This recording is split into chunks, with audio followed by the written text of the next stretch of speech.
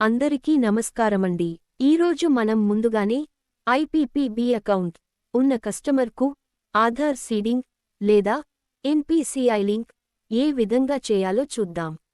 ముందుగా micro ATM login చేసిన తర్వాత ఇక్కడ కనిపిస్తున్న సర్వీస్ రిక్వెస్ట్ అనే ఆప్షన్ మీద క్లిక్ చేయండి. తర్వాత కస్టమర్ యొక్క అకౌంట్ నెంబర్ లేదా ఆధార్ నెంబర్ లేదా మొబైల్ నెంబరుని ఎంటర్ చేయండి. కస్టమర్కు ఐపీపీబీ క్యూఆర్ కార్డు ఉన్నా కూడా స్కాన్ చేయవచ్చు. ఇప్పుడు కస్టమర్ యొక్క వేలిముద్ర లేదా ఓటీపీ ఆప్షన్ ఎంచుకోండి. ఇప్పుడు రీకేవైసీ వద్ద స్కిప్ ఆప్షన్ క్లిక్ చేయండి. ఇప్పుడు కస్టమర్ యొక్క పేరు కింద అకౌంట్ సర్వీసెస్ అనే ఆప్షన్ ఎంచుకోండి. అందులో ఆధార్ సీడింగ్ అనే ఆప్షన్ ఎంచుకోండి.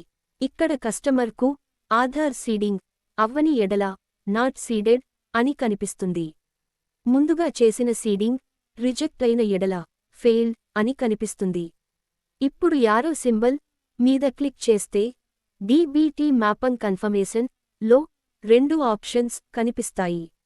ఇప్పుడు రెండిట్లో ఒక ఆప్షన్ ఎంచుకొని వెరిఫై మీద క్లిక్ చేయండి.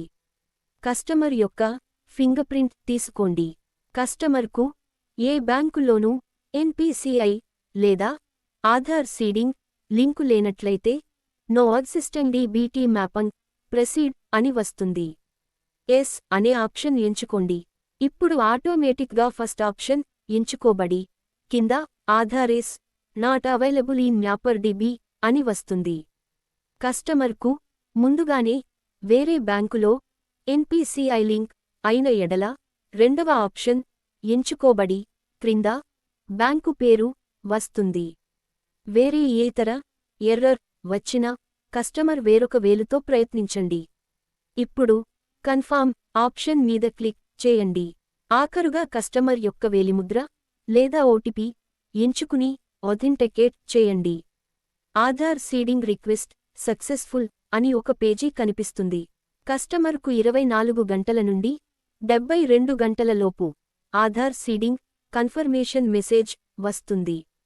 ధన్యవాదాలు.